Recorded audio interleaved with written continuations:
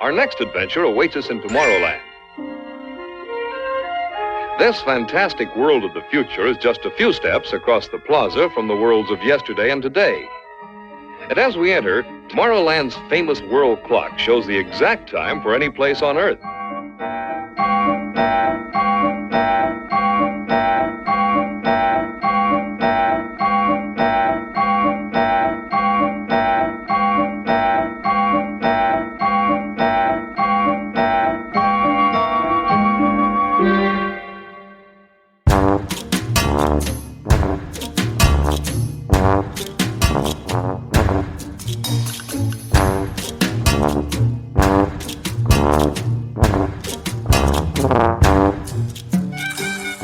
Hello and welcome to The Lowdown on the Plus Up, a podcast where we look at everyone's favorite theme park attractions, lands, textures, and novelties.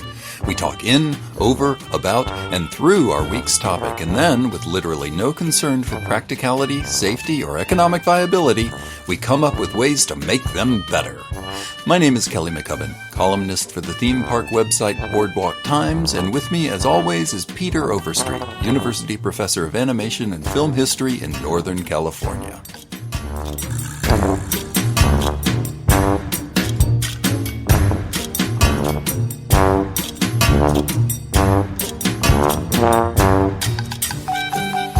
So, Pete, what are we talking about today? Well, we're going to talk about a subject that a lot of us fans of Disneyland have close to our hearts, but I think we're afraid to talk about it a lot. Yeah. Which is about the part of the park that we all love, and yet not a lot of us actually go to anymore for a variety of reasons. It's usually at the bottom of our list. We go, oh, yeah, we should go there. But it wasn't always like that. Yes, that's it wasn't. Right. It was actually we all do have a love and respect. You and I were in the park. We were wandering around. We're going to New Orleans Square, having a great time, and then we went, maybe we should go to this place.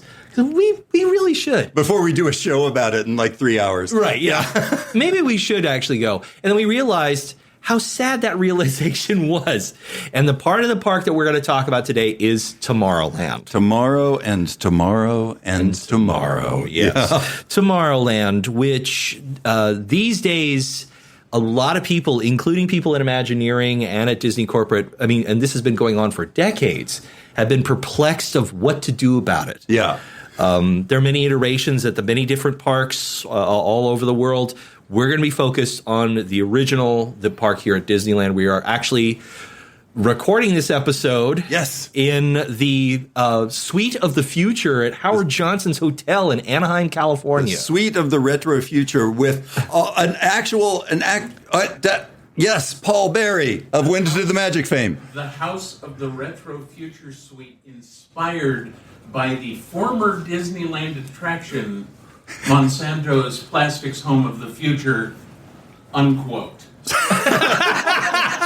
Okay, so the Suite of the Retro Adventureland tree inspired by the Swiss Family Spaceman.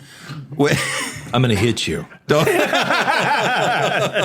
You wouldn't like him when he's angry. No. Okay. But anyway, and we're here with a bunch of friends. Hello, say hello, everybody. It's our first live audience. This is so cool. People from all over the country came in to basically visit our friend Paul of Winter to the Magic fame, and he allowed us to do this while they were here, which is amazing. So we're so glad to be here and so glad you're all here with us. Absolutely. We will be doing plugs of all of their various podcasts and podcasters at the end of the show. Yes. Because they're also awesome for being here and allowing us to record the show here tonight. So, and they're here as our guests. We've just finished dinner, eating off of plastic TV dinner trays, eating fabulous TV dinners, and drinking very bad for us sodas, and listening to retro futuristic music, and having a ball. And we haven't even begun recording the episode, so this is pretty great. Wait, we haven't? Oh, geez, we better turn on the machine. Yeah. No. I mean, we've had a great time so far. So hopefully now it's Kelly's my turn to actually entertain the room. Let me real quick take a tenor of the audience. Yes. B flat. So, I mean, we're all theme park fans. We all love Disneyland. We all love like Rise of the Resistance. Yes, we all love it. Now, how many people in this room would be willing to burn that thing to the ground to get the people mover back? Yes, these are our people. There's a lot of hands going up. There's a lot of hands went up on that one. That's great. That's great. Yeah, that's all right. Now I know what we're playing to. Right on. Right.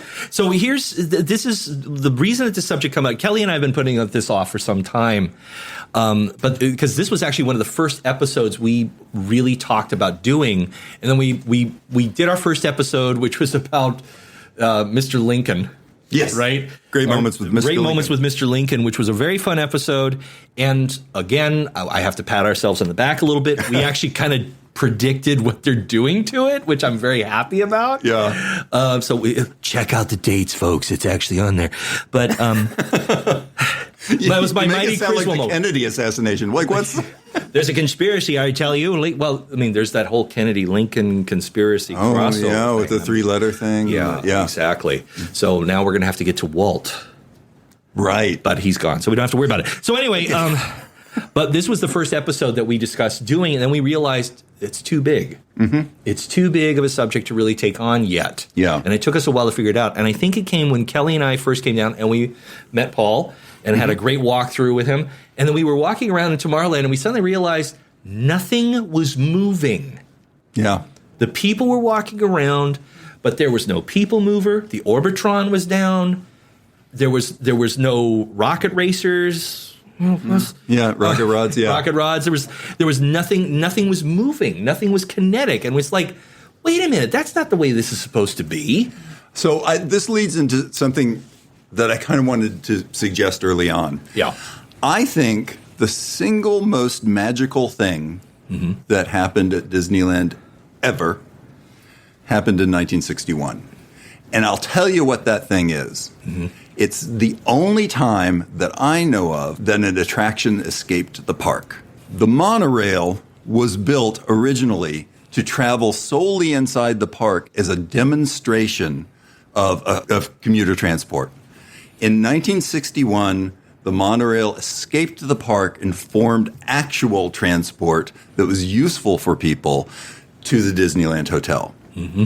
And that may not seem like much, but I think it really speaks to a lot of how we feel about Tomorrowland. Tomorrowland, I would argue, is not a science fiction land, or at least it wasn't intended to be originally. What it was intended to look towards progress. It was intended to demonstrate new things. Mm-hmm. And in this one case, in 1961, a ride actually became the thing it was demonstrating. And I think that sort of serves as where I plant my flag for Tomorrowland. Like, this is what Tomorrowland's about. And Bob Gurr driving off with Richard Nixon. That's right. Hang on, Tricky Dick, let's go. Thanks, Bob. That's right. Yeah, they had run the monorail exactly one full time before it actually was premiered, and it went one full time around the track, and then Richard Nixon got in without his security. Yeah, they weren't happy. They were. Yeah, Bob's like, I've kidnapped the president of the United States. Yeah. And the Tomorrowland that we're going to really go into, I mean, we're going to give like a little brief because there's like different eras of Tomorrowland. Yeah. There's like different sections that we refer to as like the birth of it. And then there's the revitalization of it, which is roughly around 1958. And then there's the big Tencennial unveiling of a lot of what we know of Tomorrowland and what we think of. Well, there's like New Tomorrowland, which is like 1967. Correct. Yeah. And then there's New Tomorrowland. Oh, boy. Yeah. Another section of embarrassment. And that's, unfortunately, that is kind of the beginning of the end of what we think of as Tomorrowland. When you go into the park, if you go into the Star Tours gift shop, there's a little shelf that has this kind of retro Tomorrowland tchotchkes, bags, socks, T-shirts, and so forth. And they're gorgeous, all the fabulous orange and blue color arrangements. And they've got the People Mover, and they've got the monorail, and wow, I want that. Yeah. But then you turn around, you look around outside Tomorrowland. Oh, that's not there anymore. There's Pizza Planet. Great. It's like. Yeah. And I would argue, so as we're moving up towards the creation of Disneyland and we're moving up towards the beginnings of Tomorrowland, and in the first couple of years, the Disneyland TV show is doing some futuristic stuff. Mostly Ward Kimball is directing shows like Man in Space and Our Friend the Atom. And but I would argue that the most significant one of those was one that he also directed called Magic Highways USA, which is a lot of fun. It does that sort of world of motion thing where it's like, here's the history of transportation in cartoon form. That's a lot of fun. Then it does this weird 15-minute segment about how highways are built. And you don't think that's interesting until you're watching it. And you're like, wow, they're taking the cement and they're actually mixing it with the ground up dirt and then planing that off and then pouring oil on. This is kind of fascinating. But so they do that. It's also interesting in terms of, when they're opening Disneyland itself, they're trying to get the 5 open that week. So Walt and his team are out literally bribing the workers with beer to get the exit so that people can get off it to get to Disneyland. Right next to where we were sitting. Yeah, right next to where we were sitting. Yeah, literally. But then Magic Highways USA goes into the transportation of the future. And I think this is really the thing that really inspires Tomorrowland, particularly when you get past that bumpy first few years. Mm-hmm. When you get past the Kaiser Hall of Aluminum and the Bathroom of the Future and the... Don't worry, I don't even think they were thinking of that. the art corner, the 20,000 Leagues exhibition. Wait, I wrote it down. Yeah, you did. That's why we have notes. The Clock of the World, the Flight Circle, Hobbyland, the Hall of Chemistry, The World Beneath Us by Richfield Tires. Yep. Those first couple of years, they're just trying to kind of move it along. But once they start changing things and once they start adding things, it really becomes about those last 15 minutes or so of Magic Highways USA. That's the transportation of the future that they start to build in Tomorrowland. And that's kind of why I make this argument that turning Tomorrowland into science fiction or science fantasy. Yeah. Let's actually. I would like to actually make the argument that it's science fantasy. Yeah. Because science fiction is about progress, especially when you have writers like Wells and Jules Verne, who actually have a conflict where Jules Verne wrote this book, from the Voyage de la Lune of going up to the moon. It says, I figured out how to get the people up to the moon. We put them inside this giant bullet and we shoot them up into space. That Englishman, he writes his book. It's this magical paint called Cavorite. He's very stupid. This is science fantasy. I do science fiction. So, and so that's the kind of argument that would go on. So I would actually make the argument that it's science fantasy, where we have progressed now, especially. Yeah. Yeah. Yeah, and to kind of double down on this idea, I see no indication in the records that Walt Disney was particularly interested in science fiction. Now, many of you I know the thing that just popped into your heads, and I can see it in your eyes. Ray Bradbury claims that he met Walt Disney, and Walt Disney said, I've read some of your books. Actually, no, he said, I've read your books. I love Ray Bradbury. Ray Bradbury and Ursula Le Guin are the best science fiction fantasy writers of the 20th century. Ray Bradbury lies. I didn't write prunes in any of my stories. What are these guys trying to pull? Ray Bradbury is notorious about exaggerating stories to kind of make himself look more interesting in retrospect. I actually stepped on that butterfly. And I was fine. Look, I've turned out fine. I didn't have hair before then, and I do now. Let's go to Clifton's. Yeah. I talked to recently I had an email conversation with a guy, Dr. Phil Nichols. He's a British literary scholar. He's possibly the world's foremost scholar on Ray Bradbury. And he's a guy that if you have a Bradbury question, he's allowed to go look through his letters. That's where this guy is. And we talked a little bit about Ray's stories of reworking Something Wicked This Way Comes. Theoretically, it had a bad screening. They started reworking it. In later years, Bradbury started saying, well, I came in and filmed all of the reshoots, and I re-edited the film, and I saved it. He said this a lot. You can find video of him saying it when they dedicated the Halloween tree. Yep. He talks about it. Ray Bradbury lies. He did not do that. Yeah. We have plenty of documentation that they weren't going to let him in. He wasn't in the director's union. He wouldn't have been allowed to film anything. They had pretty much shut him out of the production by the end. They weren't responding Well, he kept to him or letting the Ray original. Harryhausen run around on set all the time. Yeah. So Well, that'd be kind of cool. it was. There's photographs of that. So Really? Yeah, they're on the set. They're in this little city square there in front of the barber pole.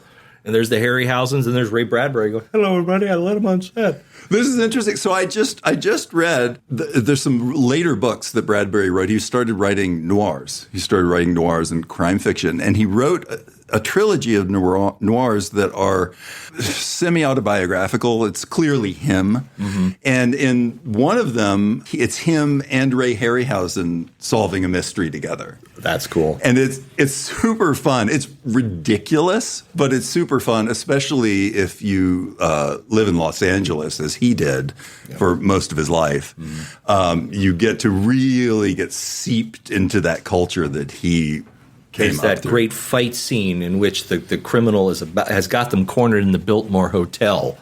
And then Harryhausen reaches in his pocket and throws a skeleton at them. It's pretty great.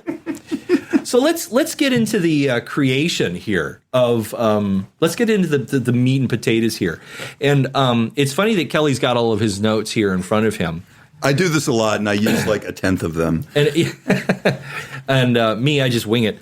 But Kelly has all of his notes held together with paper clips, and I make the argument that Tomorrowland begins with a very paper clips. It begins with paper clips, very specifically. Oh yeah, Operation Paperclip. That's right. Because which was, for those who don't know, this was the push of the American government at the end of World War II to try and turn Nazi scientists into American scientists, and so that way they wouldn't be taken by the Soviet Union.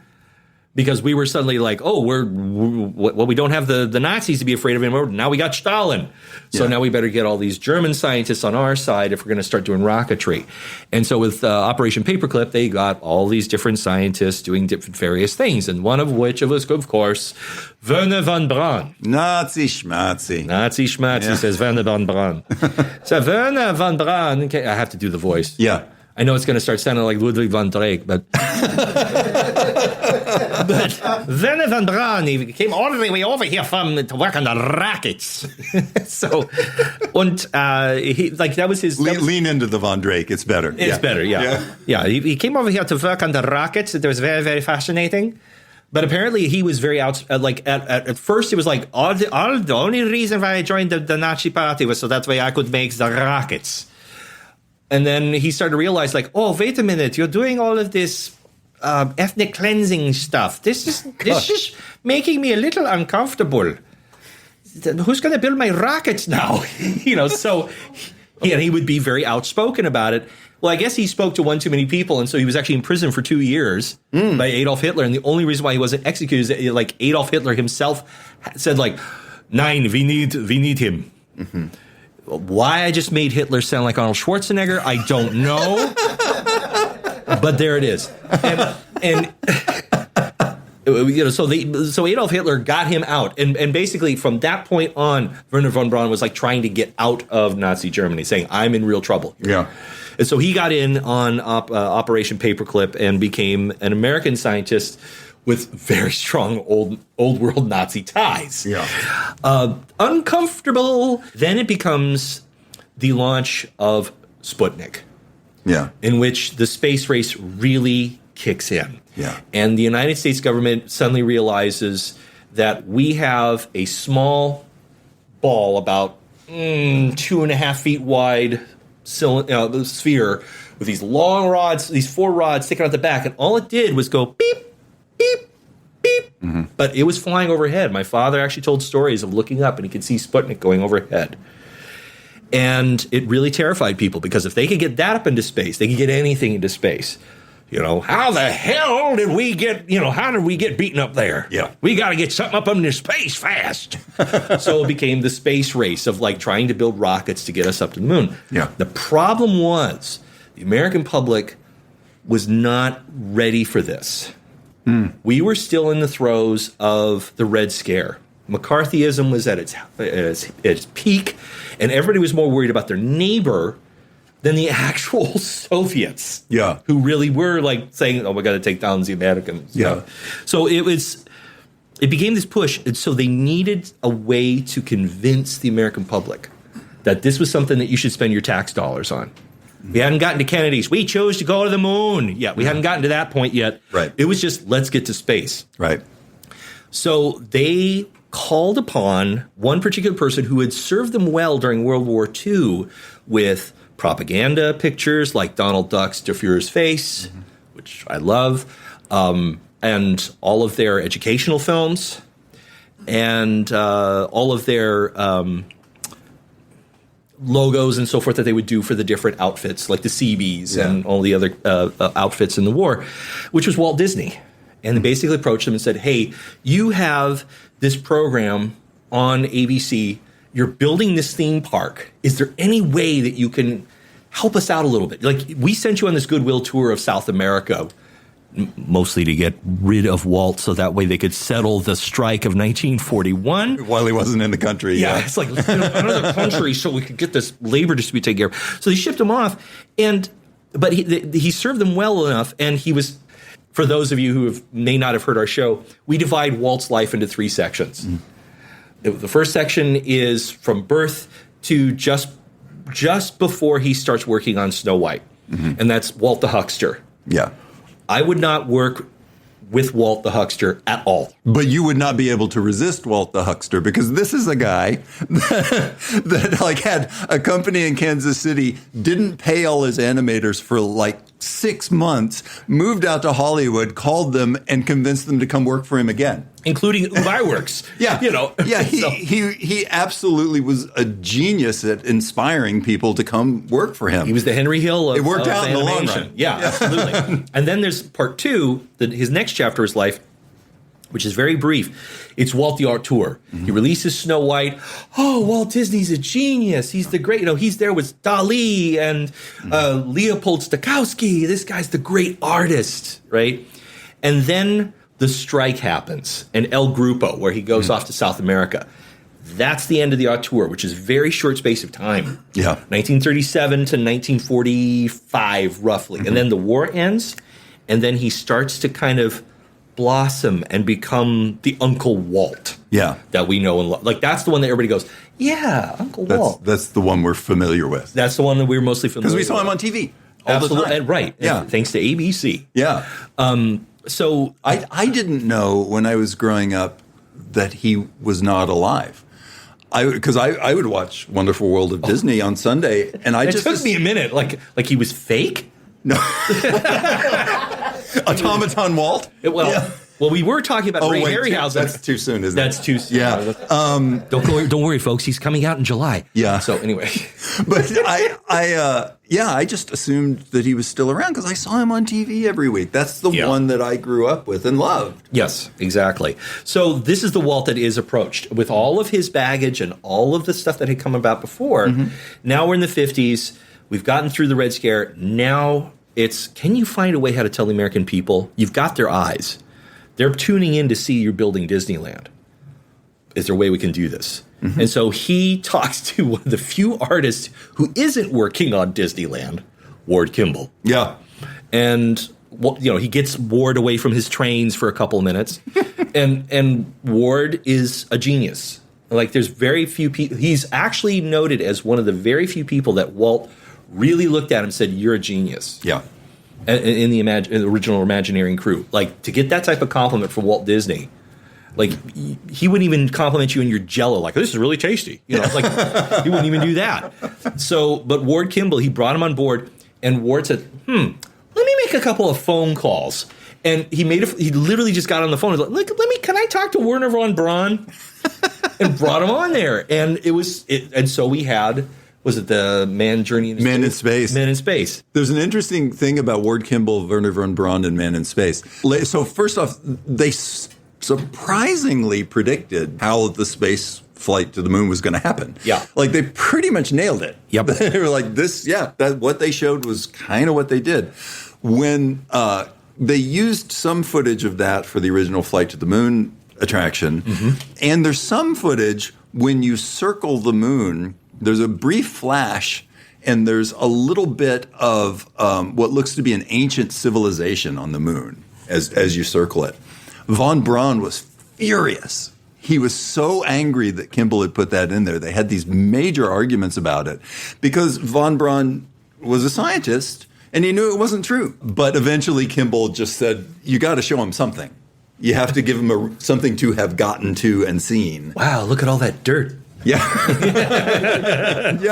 Yeah. So they did this, and a little side note about Werner von Braun and this specific special on the Wonderful World of Disney. I do events, and sometimes I do museum exhibits. And back in 2011, I worked on an exhibit called NASA Human Adventure.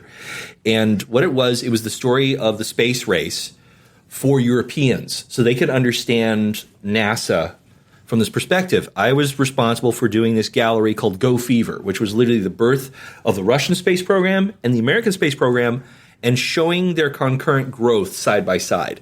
So half the gallery was in red and all in Russian, and the other side was all blue and all in English.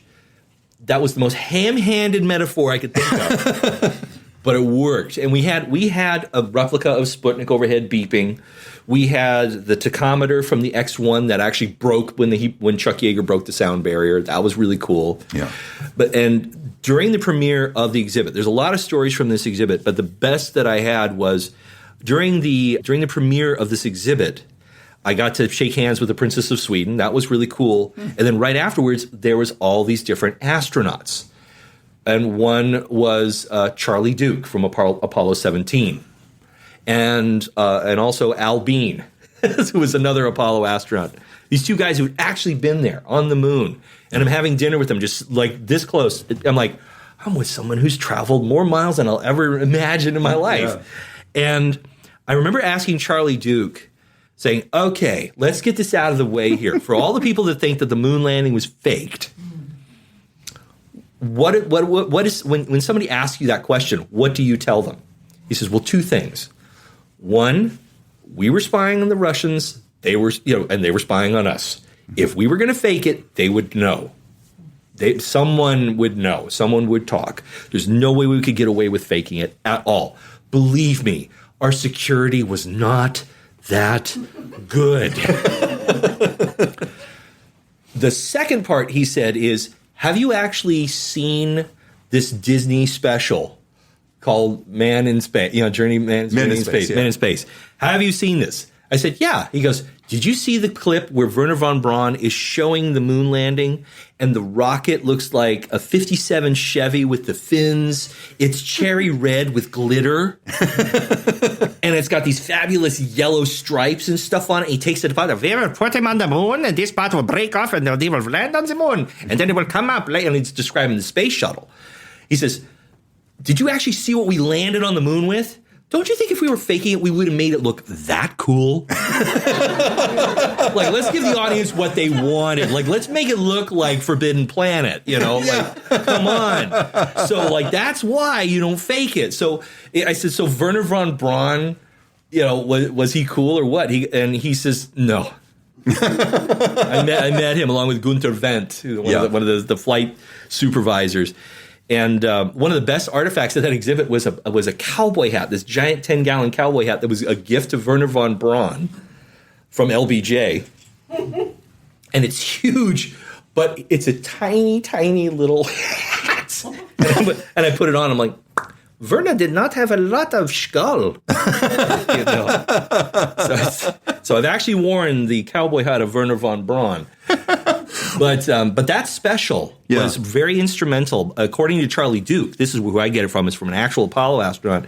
He said that was very instrumental in getting the American taxpayer to go, I'm in. Space is it, man. Space is the place. Yeah. Let's do this. And it wasn't like, let's beat the Russians. It was like, no, space is possible. Yeah. Let's do this. Yeah. And so Walt kind of got into that push.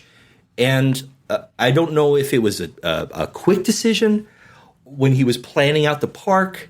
But you even when you look at the early like Herb Ryman drawings of the park that he was sketching out and drinking tons of coffee over a weekend. Tomorrowland has just like a rocket and a couple little things, like little thing here. And then Fantasyland, it's amazing and full of magic, and Adventureland, a little rocket here, you know. And Tomorrowland became like this afterthought.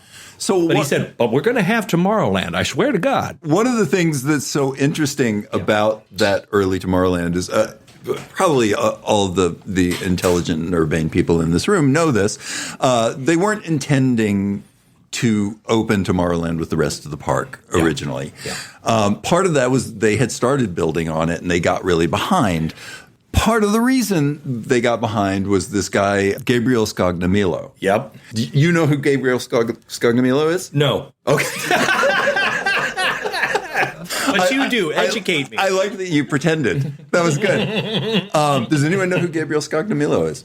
Gabriel Scognamillo was a film designer, and he had, at that point, designed the robot for Tobor the Great. And also the TV series spinoff of that movie called Here Comes Tobor. I swear to God, I'm not making that up. Wow. Here Comes Tobor. We're going to have a clip on that in the show. It'll be great. He also art directed a movie I really love, The Seven Faces of Dr. Lao. Oh. Yeah. That's a good one, yeah. And so he was the guy that Walt pulled in to start designing Tomorrowland. He didn't know much about the design of physical spaces. He had a great eye, and he clearly was inspired by the Googie architecture that was starting to go up around him in the Los Angeles area, everywhere, you know, sweeping fins and starbursts and stuff like that. Okay, so pause for just a second. Googie, or Googie as some people refer to it, is named after a restaurant called Googie's. That started off with that style of architecture. And when you think, for those who are listening at home, when you think Jetsons, with the sweeping lines, the very specific colors of teal, very specific yellows and blues, that is Googie. Yeah. And it lasts for a very short space of time. But it's very, very powerful and very, very dynamic and very Los Angeles. Yeah. Yeah. Absolutely. So anyway. And it is very much the room that we're in right now. Oh, yeah. We are surrounded by Googie right now. The Howard Johnson suite of the retro future inspired by the Monsanto House of the Future. Nailed it. Yes. Yes.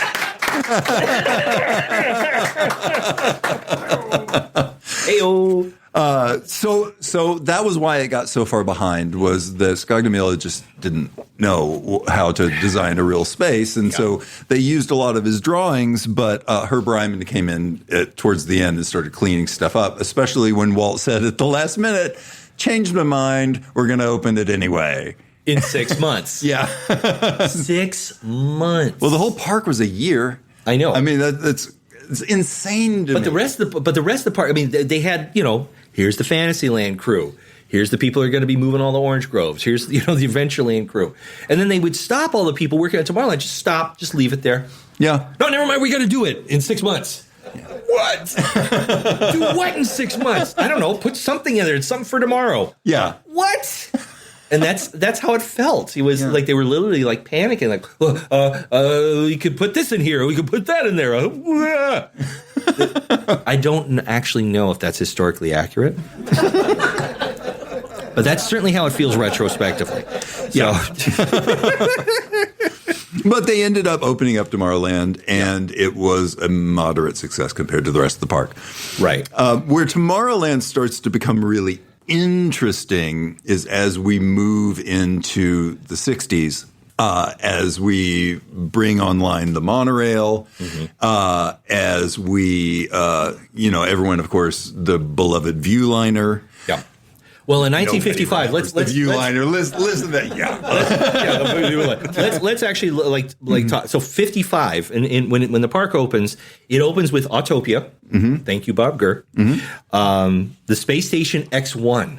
Yeah. And the Space Station X1 is a bizarre attraction because all it is like, check out the view.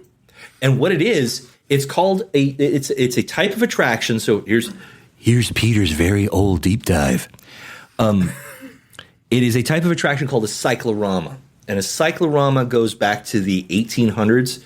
Some even say it goes back to the 1700s.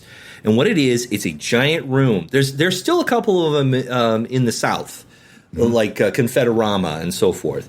And what it is, it's a giant reverse dome. So rather than the dome going overhead, it goes under you. And you enter, and there's a platform that you walk around, and you look down at this reverse dome. And it's some sort of landscape with a painted backdrop that goes all the way around you 365 degrees, and some sort of model, whether it's the Grand Canyon or whether it's the Battle of Gettysburg or whatever, the cyclorama. Because so Space Station X1 is based off of that, where you're in the space station, you're like, wow, look at Earth from space. And it's this blacklit, model of Earth. And it's the space station is this great, like, hot dog cylinder painted red that you're supposed to be standing in. And my favorite thing about it are the posters, the train posters with like the family. Wow, son, look at the planet Earth below it. We're on Space Station X1. Where's that? I don't know, but it's cool, And so that's Space Station X1. You had Autopia. We had the Monsanto Hall of Chemistry. Yeah. Yeah. And we also had Dutch Boy lead paint. Yes. To show off like the world of color. Yeah. Sponsored by Dutch Boy, specifically Dutch Boy lead paint. So, we had all these sponsors, and I make the argument too, like early Tomorrowland is kind of like this bizarre cyclical argument of, hey, let's talk about how great progress is with the use of very toxic elements. Aluminum, lead paint, all the chemicals of Monsanto. And so that way, we're going to invest in pharmaceuticals. Like, this is when conspiracy theory really comes. So that way, when people have some sort of carcinoma from this stuff because of how cool it is, we'll make a mint. And yeah, awkward. Yeah. Yeah, awkward. Thank you very much, Disney. So, yeah, and then in 56, they went, like, right away, they added the Skyway, the aerial gondola, which connected Tomorrowland with Fantasyland, going from one place to another. And now we get to the good stuff. Yeah, the 1960s. Yeah, and our last episode, actually, we did. Not the last of the previous ones. Yeah. We did the story of the guy that invented and flew the rocket belt over Tomorrowland. It's one of the most harrowing stories you will ever hear. There's kidnapping. There's murder. Yes. I'm not kidding. It's amazing. It makes Pulp Fiction look like nothing. And I went into this completely blind, and he told me this story. I went, you have got to be kidding me. Yeah. It was crazy. Yeah, it was crazy. But what's interesting is the rocket pack or the rocket belt flyer guy flew a couple of times in 1966 before they closed down Tomorrowland, and then inaugurated new Tomorrowland in 1967. With I believe his last flight at Disneyland, though he made a couple of it at Disney World after that. Yes, he did. Yes, if I remember correctly. And it's that new Tomorrowland at 67 that we're really interested in. Yeah. That's the one that ties into the Magic Highways transportation stuff. That's where you're suddenly walking in and everything's moving. Everything you look at is in motion. There's monorails, there's PeopleMovers, there's Autopias, there's submarines. Some of this stuff came in the 50s, but a lot of it came out of the 64 World's Fair. Which was not a World's Fair. It was not a World's Fair, actually. do folks know this? Like, it was actually an unsanctioned World's Fair. because Robert Moses didn't want to adhere to a lot of the rules of having a World's Fair. Like you were required to give a certain amount of free space to nations. He was refusing to do that. It had to be kept within a year. He refused to do that. Yeah. And so the Bureau of International, the BIA, refused to sanction it. And so that's why you saw almost no Western European nations in the 64 New York World's Fair. Yep. But yes, I want to kind of stop here, and I want to talk about a different World's Fair in 1964. Yeah, look at the look on Pete's face. So often the New York World's Fair in 64 is called the Bandit Fair because it wasn't sanctioned. He wasn't supposed to do it. There's another one that's called the Ghost Fair because it never got made. The alternate fair was in Washington, D.C., and it was to be designed by an architect called Victor Gruen. Victor Gruen is primarily known as the inventor of the modern American mall, a thing that he hated being known as. He just loathed it. But we wouldn't have Dawn of the Dead without it. That's right. So, so a life well spent. Yeah. But the interesting thing about Victor Gruen, the interesting thing about that World Fair, is that Gruen knew about Walt Disney, and Walt Disney knew about Victor Gruen, and they were both very interested in each other. There's no evidence that they ever met, but after Disney died, when they did a catalog of all of the books on his shelf, he had one book on urban planning, and it was by Victor Gruen. There was no others. And, Disney had done some urban planning. It's across the street. Yeah. You can see it from here. Yeah. But he was very interested in Victor Gruen. Gruen had also written about Disneyland and said that he was deeply impressed by it as a feat of urban planning and deeply distressed by what had happened around it, including where we're sitting right now, which is how Anaheim kind of grew chaotically around this beautifully planned city. Howard Johnson, I hate Howard Johnson. Now. Oh, okay. They're nice people. Mildly irritated. Gruen wrote about several things that Disney was going to soon implement. Yeah. Gruen believed in this idea of cellular communities, which basically meant you had a bunch of pieces that had to all be healthy to add up to a whole working community. So he thought that Disneyland was a pretty good example of that, and they were going to go farther with it. He thought this idea of having sort of singular utilities and resources kept kind of backstage of the area but functioning at peak efficiency was going to be a sort of cellular base. And then all of the components were going to feed into each other to form a sort of unified whole, a kind of whole body, an urban area. You know how they would achieve that? Magnification.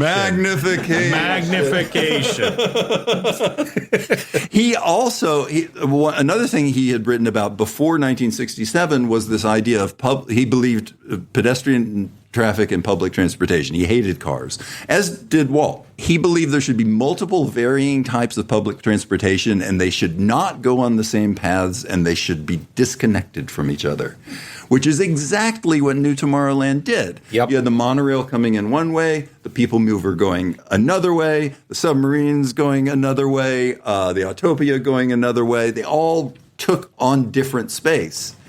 But they were still unified. Some of them went through other things. Yep. Some of them unified it as a whole. The other thing that Gruen wrote about, and I found this really interesting, it doesn't apply so much to Tomorrowland, but it absolutely applies to Walt Disney World. Yeah. When he was going to build the Washington, D.C. 1964 World's Fair, he was going to build a layer of utility floor and then put the actual visible public floor on top of it. He predicted the utilidors from Disney World, and it's fairly clear that the Disney planners took it directly from there. Interesting. So Gruen's super interesting, and he leads directly into this 1967 Tomorrowland, which is, to my mind, the platonic Tomorrowland. Yep. That's like 67, 69. That's the perfect Tomorrowland. And if we could have Space Mountain in there, I'd be a little bit happier. But but otherwise, I think that's when it was the progress that Walt was trying to show. Right. Yeah, I mean, you have the Carousel of Progress. You have the submarine ride in full fledged. Can I make a quick note about the submarine ride? Would you? Okay? I would love to. That's why I asked. Be my guest. Okay, so quick little thing about the submarine ride. We all know the submarine ride at Disneyland. Sitting in this giant tube, looking at the little window, and leaning over, and the kids next to you breathing over your shoulder, and get out of here, kid. And the mermaids with their hair falling off, the whole thing. That ride design has a lot to do with the actual survival of Disneyland, more so than we think.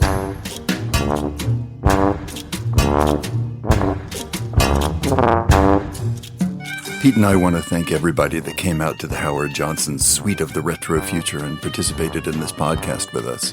It just means so much. As I told Paul Berry, our host, we just like talking to people who love this stuff, and this podcast is our contribution to the conversation.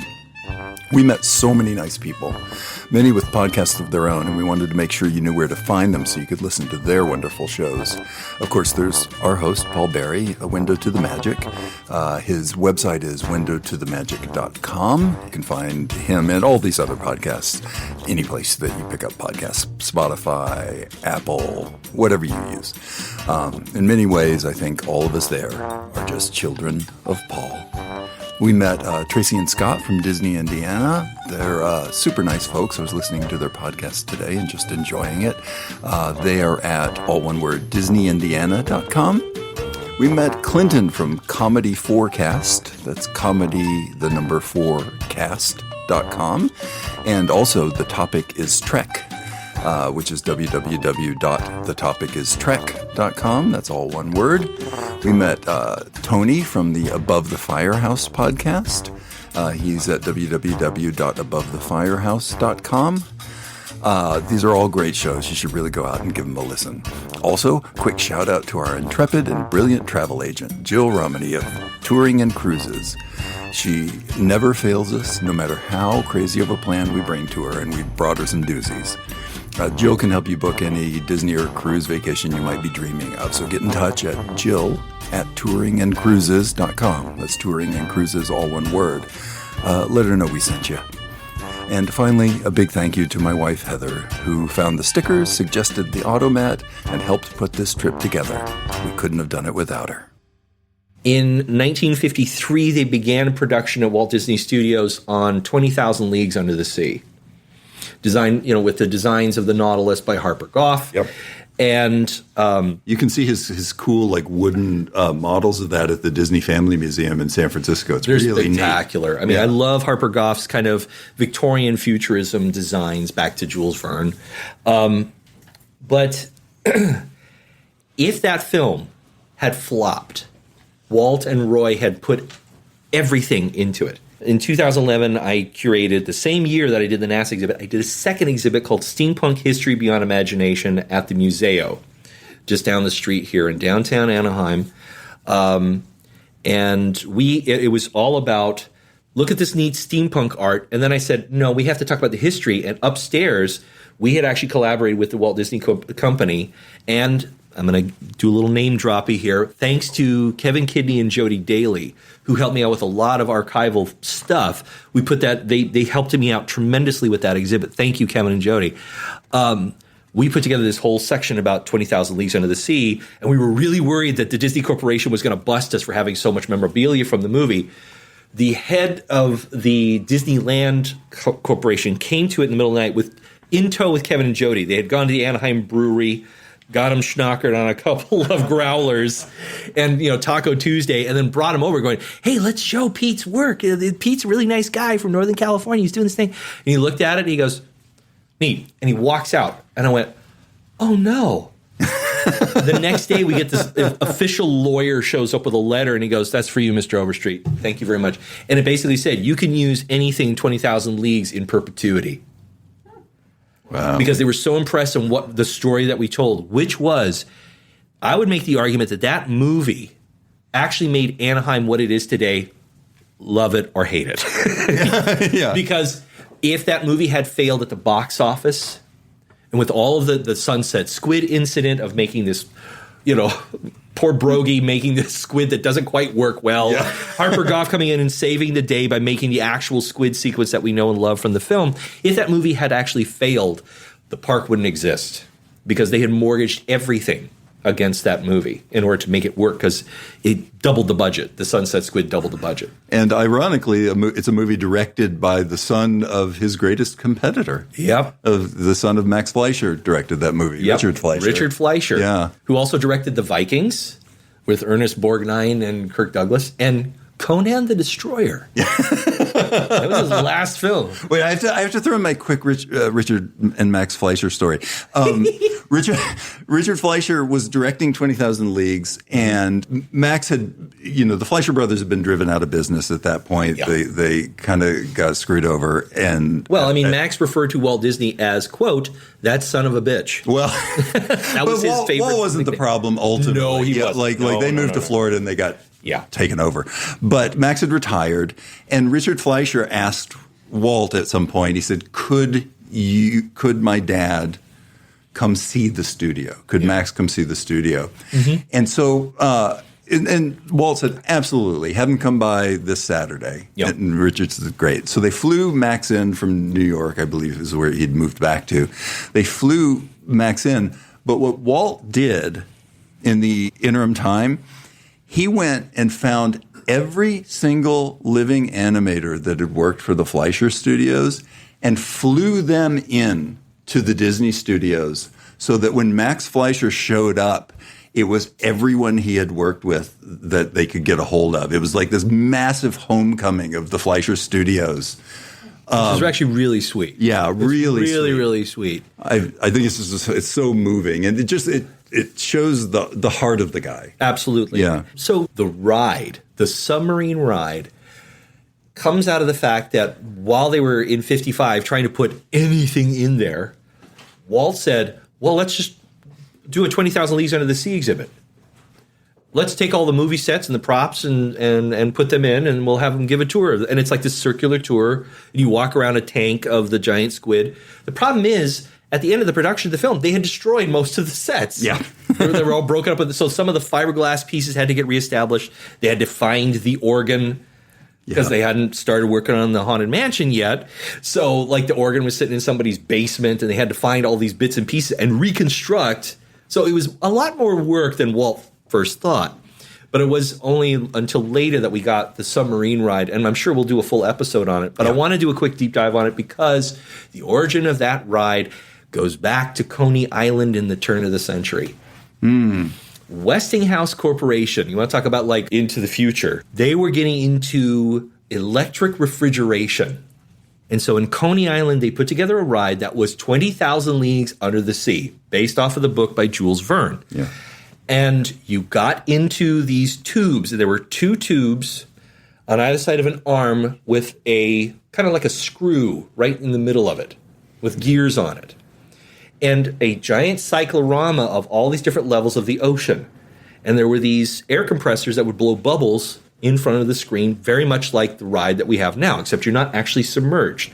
But you sit on these little cramped little things looking at these portals saying, wow, we're going super deep, but you're going upward. And then you would reach a certain point, and then the windows would pop open, and the sides would open up. Here we are in the Arctic. And because it was Westinghouse, they had refrigerated this huge trough above everything, and they had live penguins, a polar bear, and Inuits in canoes. Hi, welcome to the Arctic.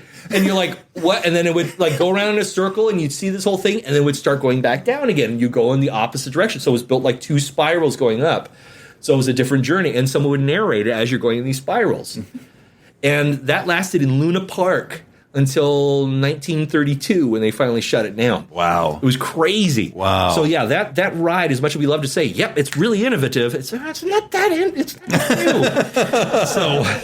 But it's wonderful. But it's wonderful. And it is a staple of Tomorrowland. And like you said, it's about all the transportation of moving in and out of each other, with Autopia going over and around, and the monorail going over the submarines. And you know what? One of the reasons that the monorail was fairly cheap to build, I mean, it wasn't cheap, but it was cheaper. Right. The Imagineer Lee Adams was... Sorry, I'm obsessed with Imagineer Lee Adams. You went there. You found a way to work Lee Adams into this episode, folks. We can talk about it after the episode. But he was an ex-Westinghouse man, which is why I remembered this. And the two things Pete gets fed up with me talking about is... Imagineer Lee Adams and the flow of water, dark water system flowing through Disneyland. Now, to be fair, I'm not sick of the dark water thing. Your family hates it. That's right. My kid actually hit me in the arm today. Yeah. Anyway. But Lee Adams was a Westinghouse man and could get cheap Westinghouse components, which helped them make the monorails for cheaper. Yeah. So, and of course, we also have that fabulous mural by Mary Blair. Yeah, well, so this is interesting. I want to take a pause here. Yeah. We should probably wrap up this section in about 10 minutes. So everyone be thinking about what you would do to plus up today's Tomorrowland. Yeah. Because we're going to start asking people. Yeah. We're not going to point at you and do it. That's mean. You do it. But I suspect you'll have ideas. Yeah. And it could be anything without any because as our slogan goes at the beginning of the show, we plus things up without any consideration of safety, budget. Yep. Any sort of viability, we don't care. We don't care. We want to hear if you could do anything, what would you do to Tomorrowland? Yeah. My last plus up was to turn the old Conan stage show into a giant Jerry Anderson supermarionation show. So if that gives you any perspective how much range you have. The 6-foot puppets, it was amazing. But the Mary Blair portraits, which it is a crime that those got covered up and damaged. Yeah. Thank you. Yes, everyone. Clap. If you really want to clap. I love Mary Blair. Yeah. A new Mary Blair exhibit at the Disney Family Museum starting in 2 weeks. Yep. I grew up next to her old homestead, by the way, in Morgan Hill. That's right, yeah. But the reason that those murals are interesting, aside from the fact that it's a major mural by a major American artist, is that one of the things that they kind of got wrong in Magic Highways USA was that they based a lot of the technologies on the fact that we would have completely free, sustainable, redundant energy, which we don't. And so it's very interesting that when they open New Tomorrowland, you have these massive Mary Blair murals that are about sustainable energy. They're about water flow. They're solar. You can see steam involved on them. Yeah. And I don't know how connected that was in anybody's head, but I think it's really interesting. It's almost like them saying, we almost got there, but here's an aspirational view of how we could take it the next step. And I find it weird, like in 1998, that's when the new Tomorrowland, when we finally get the Orbitron. Yeah. And, this is Tony Baxter's big push for Tomorrowland of the kind of semi-steampunk 90s aesthetic of all the copper and the I see you smiling delightfully, but the rocket racer, we have the rocket rods, the whole thing.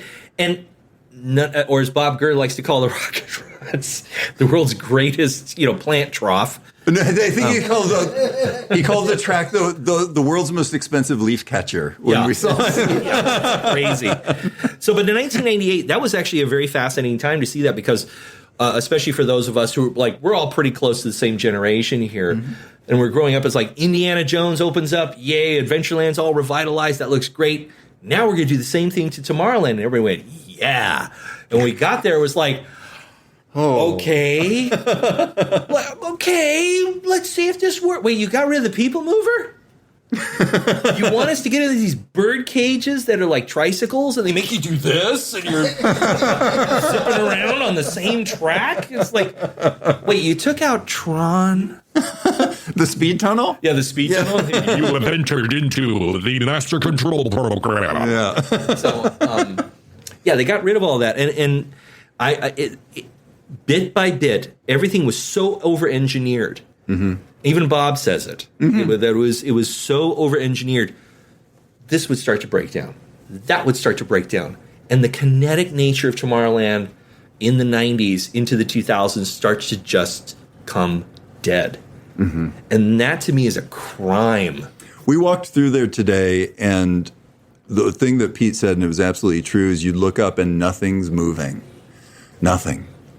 And, you know, it used to be when the rocket jets were on top of the People Mover track, like it was this big spinning moving thing, and the People Movers were coming by. Yeah. And it's just all static now. And I love Star Wars just as much as the next guy. Yeah. I love Galaxy's Edge, though I would burn it down to have the People Mover back. But I don't want Star Tours there. And this may be. Oh, I see some people that agree with me. I don't want it gone. I just want it moved. Yeah, exactly. You know? Exactly. Move it over to Batu. Yeah, and that's fine. Yeah. Totally fine. Believe me, because they've got a lot of real estate there. Yeah. You know? Yes. Yeah. This is a comment here. They can even not just move Star Tours to Batu, they can have it be like the entrance to Batu. Like a short film, because one of the endings already has to land in Batu. I think that's How brilliant. cool would it be if you had like a shorter, still randomized film that ends with you landing in Batu and getting out into the land. That's an amazing. Yes, round of Yay, applause. that's a great one. That was a great one, dude. I think that, well, and we'll get to this in our plus-ups, but right now it is this odd mishmash of space fantasy and science fiction and, my God, why can't they do anything with the Carousel of Progress building? It's just nothing now. I think there's a lounge up there now. Is that right? There's also a store. There's a store? Yeah. Yeah, okay. Well, that figures. It's so weird. The rocket is There. hawking pizza. And of course, Autopia, as much as I love it, it's still. So, although Bob, when we went and saw Bob, we saw him at the symposium over at Garner Holt, and he was like, "And they're gonna make it electric. It's gonna be great. I can't wait." Yeah, he's super into it. He's totally into it. Yeah. Like he's just bouncing in his seat in his giant bright colored shoes. Yes. And everybody just went, "Yay, Bob!" Yeah, I'm humoring him because we were all feeling the same thing. It Yeah. was like, "Yes, please." I got to sit in a doom buggy with Bob Gurr. It was cool. I got a picture of it. All I got to do was go to the bathroom next to Maynard. I had to wear the napkin on my head and everything. So now we've reached a point where we've kind of given you the background, the backstory of the glory days of Tomorrowland and kind of giving you a brief little timeline. But now we've reached the part of the show where Kelly and I usually do a plus-up. But this time, we're not doing it. I ain't doing it. I'm also doing one, but Okay. mine's not the important one. No, it is not. So I'm going to be the moderator tonight, and I'm going to start passing the mic around because we're going to go to our lovely studio audience here in our suite who've been very gracious in staying awake with us. Yeah. And we're going to ask them to give us their plus-ups of Tomorrowland. So the question would be, what would you do with Tomorrowland now to restore it to its former glory? Or anything. What would you do? Yeah, you got one? Okay, hold on a second. You I'm want to going to pass- get up here and get the mic here. Start off by telling us your name and then give us your plus up. Yeah, and if you've got a podcast or anything, please tell us that too. Yeah, plug away. Yeah. My name is Tiffany, and I actually feel like they missed the mark when they came out with the movie Tomorrowland, and they should have brought back the People Mover. Of course, that's number one. You have to have Absolutely. the People Mover. We need to get rid of Buzz Lightyear? Buzz Yeah. Lightyear. It could go over to DCA as well, because I do like Buzz Lightyear, but it needs to go over to DCA. Yeah. Get rid of Star Tours, and they could have done so much with the movie Tomorrowland. I agree. Yeah. Yeah. Awesome movie, and so much could be done. Oh, can you, hey Pete, can you give her a sticker? Absolutely. There you go. Cool stickers for anyone who has a plus up. There you go. Who's next? Another plus up. Okay. Hi, Clinton. 2 podcast comedy forecasts, and the topic is Trek. Awesome.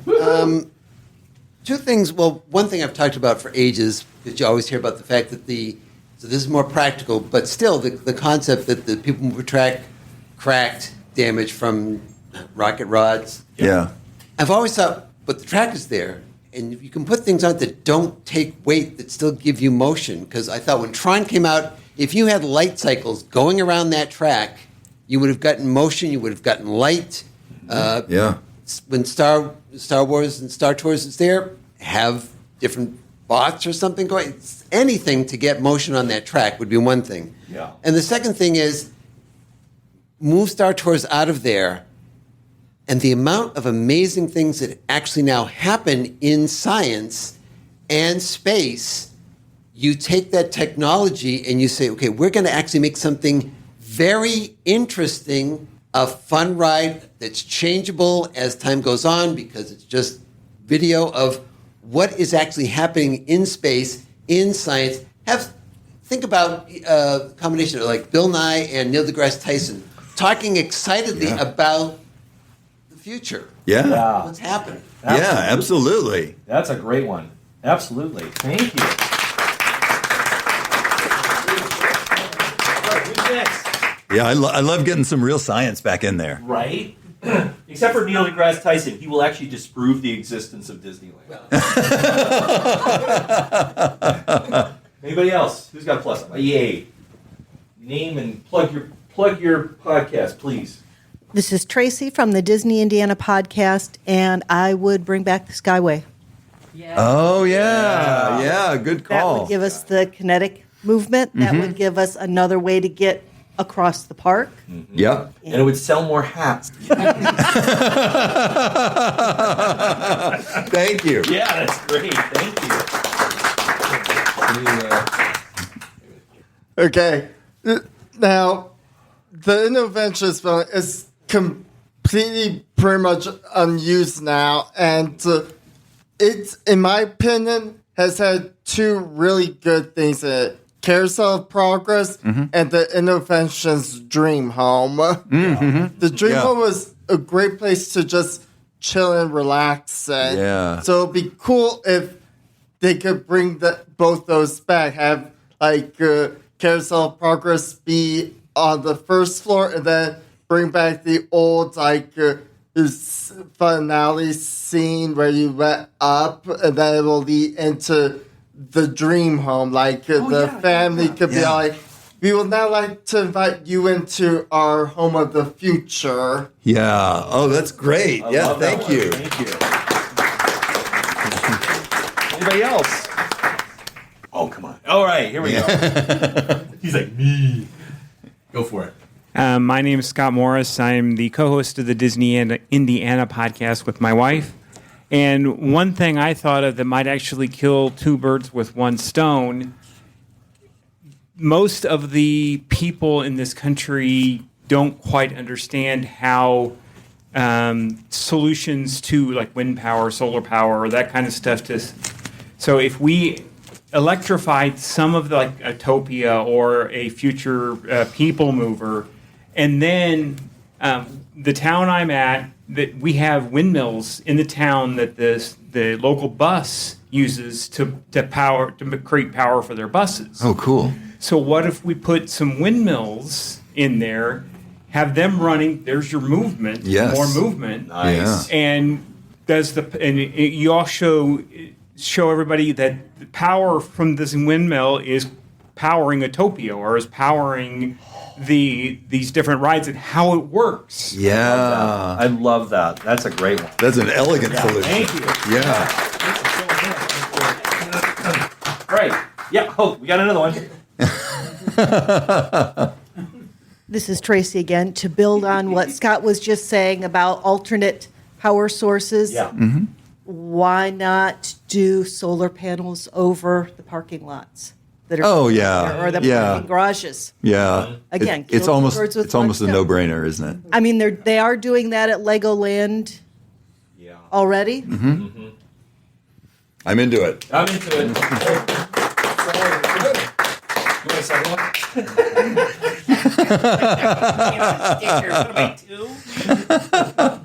Anybody else with a plus up? All right, Kelly. All right. It's time for yours. Is it me? Wait, I see some people back there kind of going, maybe? Be bold. You first and then you. No. Oh, way back here? Maybe? You want to? have a little bit of an idea. All right, give me your idea. Let's hear it.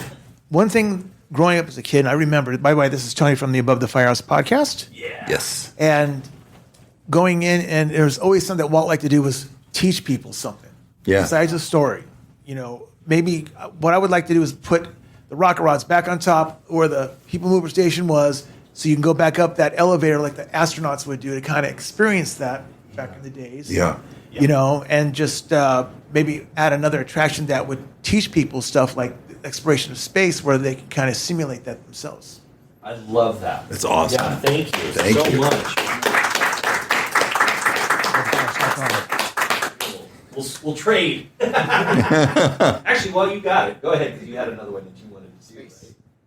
No, you're like, no, you're joking. All right, let's do our last one here. Yep. Gene, go ahead one more time. Now, this is kind of like a super blue sky idea, and likely will never work or be logistically possible. That's exactly what we're all about. Yeah, go for it. But basically, Big blue sky one. bring, like kinetic energy back to the People Mover tracks and be kind of like a choose your own like adventure version of the People Mover, where instead of just like passing by the attractions and hearing like a quick snippet or just seeing a little brief, you could be like, I really want to get a little bit more of a taste, and you can like do like a selection, and like it will like take you onto the track, and you'll like either go through the ride or like get like a little bit more of a snippet. Oh, that's awesome. So you'd like be on a sort of People Mover vehicle, and then all of a sudden you'd be on Space Mountain. I like that. People just like, holy crap. That reminds me a little bit about when we used to actually travel through like Monsanto's Journey into Inner Space or like Star Tours or something like that. Yeah. That type of energy. Yeah. That's pretty great. All right, now I guess we got to wrap up. Nice job. Give me a round of applause. Giving everybody a round of applause here. All right, so Kelly, let's do yours. What is your plus up? All right, and tomorrow. All right, so here's my plus. I even wrote it down. I wrote a little speech. I don't come to. I wrote just a few words. I'd like to thank the Academy and Elvis. So my idea is to do what I'm kind of calling the Tex Avery / Jetson / Clifford Simak version of Tomorrowland. We get to have Dawes Butler in there? Oh, of course you got Dawes Butler in there. Okay, go ahead. First off, first thing that has to happen, everything except Space Mountain has to go. Just, it's gone. Star Tours can go to Galaxy's Edge. Yeah. So I love Star Tours too. I enjoy it. Yep. Then a lot of the space will be futuristic living spaces, like places you can walk through, just like tons of weird gadgets. You know, like in Batu now, they occasionally have the little Huey, Dewey, and Louie robots, droids walking around. Bring some of those in, but have them like sweeping droids following you around and doing cleaning stuff, but have it be weird and kind of going wrong sometimes. You can have like model homes like the House of the Future, the suite of which this is the retro of. Please don't make him say the whole thing again. Yeah. Have we talked about the Howard Johnson's suite of the retro future inspired by Monsanto's House of the Future? Did I get it? Nailed it. Yes. And so you can have homes like the House of the Future, but not only can you like kind of walk through them, but you can ride through them because we're bringing the damn People Mover back. Goodyear tires are going to move us around some more. You go through houses with like ridiculous labor-saving devices.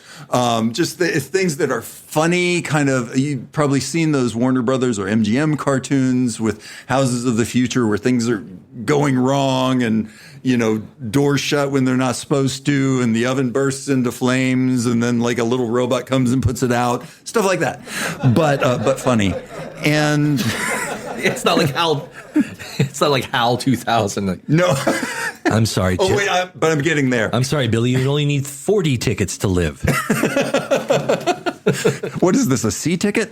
And for food, you turn that whole like pizza palace area there, you turn it into the world's coolest automat. So a beautiful like Art Deco, classic, sort of streamlined, modern automat. But here's the trick. With the automat, you can, through a sort of illusory trick, go to the backstage area and see how the food's being made. But the food's all being made by robotic arms and stuff like that. You can only see that from the People Mover, though. Yes. Oh, that's that would be cool. Good idea. Yeah, absolutely. Yeah. So that's your behind the scenes. Like, if you look to your right, you can see the robotic chefs working on your food for the automat of the future. Yeah, you see like arms like flipping pancakes and flipping burgers, and like there's an insane. There's an insane like Rube Goldberg device where an egg comes down like 14 ramps and knocks over dominoes and slants down and falls into an automatic egg breaker and falls onto a griddle, which then tilts and dumps perfectly fried eggs onto plates that are on a conveyor belt that head towards the automat. Does somebody pour Mr. T cereal all over it? Oh. For all you Pee-wee fans out there. Crazy like sandwich stacking machines. Like, oh, yeah. Yeah, stuff like that. You end up with a giant Dagwood that no one would ever eat. And then you have the feature attraction. I'm bringing this back to Ray Bradbury. We're going to, he's laughing at me. We're going to have the There Will Come Soft Rains house. Do you guys know this story? Do you know? Okay, the one person that had exactly the right reaction, which was, oh, I don't know if I want to do that.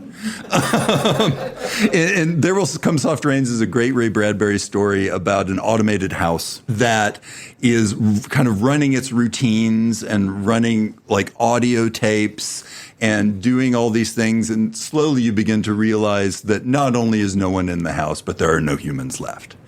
It's really tragic. Eventually, the house bursts into flames. So this will be a fun ride. I thought you were going to go for the Velt. Need a place to drop your kids off? Bring them to the Velt attraction in Tomorrowland. You know what's weird is the Velt almost feels too modern. Yeah. But yeah, you get to go through a ride. It'll be like the Tomorrowland version of the Haunted Mansion. You're riding through a house that's going wrong. It's dissolving. It's breaking down. It's scary. Like things are being set on fire, and you're worried there's some threat there. And it talks to you through these audio tapes in the walls as you're going through, and sort of narrates the story, much like the Haunted Mansion, but for Tomorrowland. So it's kind of a massive like themed ride with a little bit of thrill to it and some complexity. And so that's my plus up for Tomorrowland. Nice job. Thank you. All right. Am I going to do one now? Okay. Yeah, are you? Real quick, yeah. Good. This one's actually building off of that last part of yours, actually, Okay. because my notion of it was to actually do a lot of this stuff that we've all been talking about, like moving Star Tours. Just move it. You can do it, Disney. You can move it. Buzz Lightyear, same thing. Take it to DCA. That's okay. Yeah, good call. But making it actually a historical recreation of the future. Mm-hmm. The way that it was seen in 1967. Yeah. So that way, when you are there, it's like, this was the promise that we gave you. This is the promise and you wanted this. Yeah. What happened? So let's bring it back. Yeah. Show some optimism. But it's like you found it. We've lovingly recreated this. But like you said, but now we're using technology that involves you into the other attractions. We have the People Mover would be back. We would go to Mars again. We would have that. We would bring that attraction and make the journey to Mars be a thing again. Yeah. Without Captain EO steering us there. But that's a different episode. But the notion would be that everything just looks a little rusty. Like you really have like it's almost like my thought was like they buried the old Tomorrowland. And then while fixing up the new Tomorrowland, they went, hey, we actually found all the People Mover cars. Let's put them back. And it becomes like the promise of tomorrow today. Like that becomes the whole point. Yeah. The promise of tomorrow today, let's bring that promise back. Yeah. And you're actually asking through all the different attractions and all of the different storylines, you're actually asking the audience to participate in revitalizing the future, revitalizing the hope of the future by looking at this thing that we lost. Yeah. And say, don't you remember how this was important this was to us as kids? Don't you remember how important that memory of Tomorrowland is only a memory. It's not the Tomorrowland that you actually see today. Yeah. But yet you see it in your head when you say Tomorrowland. For a lot of us that are a little bit older than 1998, me, we think of the 1967 to 1998 or earlier versions of Tomorrowland, not the current version of it. Yeah. But add solar. Add the wind power. It's like we're building upon that promise and moving forward literally from that point. Yeah. We're not trying to do something different. We're actually going to build upon this and see where that takes us. Because you know what? They weren't 100% wrong, except for the lead paint and the Monsanto chemistry and all that stuff. Barring that. The Kaiser pig. Yeah. But that being said, I think for that you deserve a sticker. Oh, yay. I get a flying cheeseburger marijuana boat. This is awesome. It's literally like a cruiser with treads. It's like a yacht that's on the ground for some reason. It's awesome. I love this. It's crazy. It's literally a boat on the freeway. That is the best ever. So we have reached the end of our show today. Hey, before we... yes. Yeah. Oh, please, yeah. One more. While I appreciate... This is Scott from the Disney Indiana podcast again. While I appreciate all of the ideas and everything that was talked about, and I don't want to be a downer, but I don't think we've really addressed the real reason that I think, personally, that Tomorrowland's problem is tomorrow actually comes, and things get outdated so quickly. Yep. It's a great point. One of the things I like about your idea is showing stuff how in the 60s and the 50s that we thought the future was going to be. Maybe not what it actually became. So maybe have Tomorrowland be the land that never came.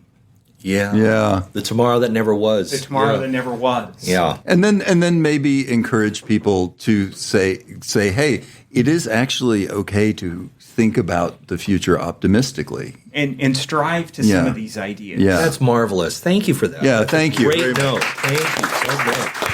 That's fantastic. All right, so before we close down, I just want to thank and give another round of applause to our friend Paul Berry from Window to the Magic who invited us here. Thank you so much for your generosity. And thank you all, friends. It's been so nice to meet you and such a pleasure and honor to be able to kind of do this in front of you. We really appreciate you. So thank you very much. And thank you for tolerating us. It's been great. So until next time, I am Kelly McCubbin. And I'm Peter Overstreet. And this is The Lowdown on the Plus Up. Hey-yo. Thanks, everybody. Thank you.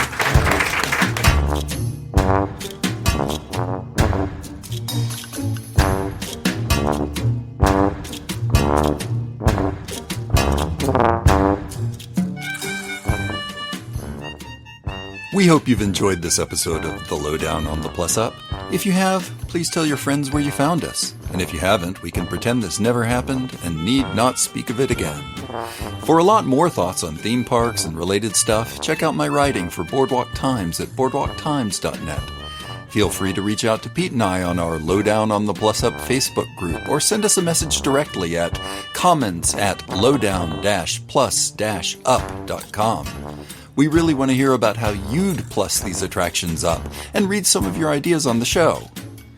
Our theme music is Goblin, Tinker, Soldier, Spy by Kevin MacLeod at incompetech.com. We'll have a new episode out real soon. Why? Because we like you.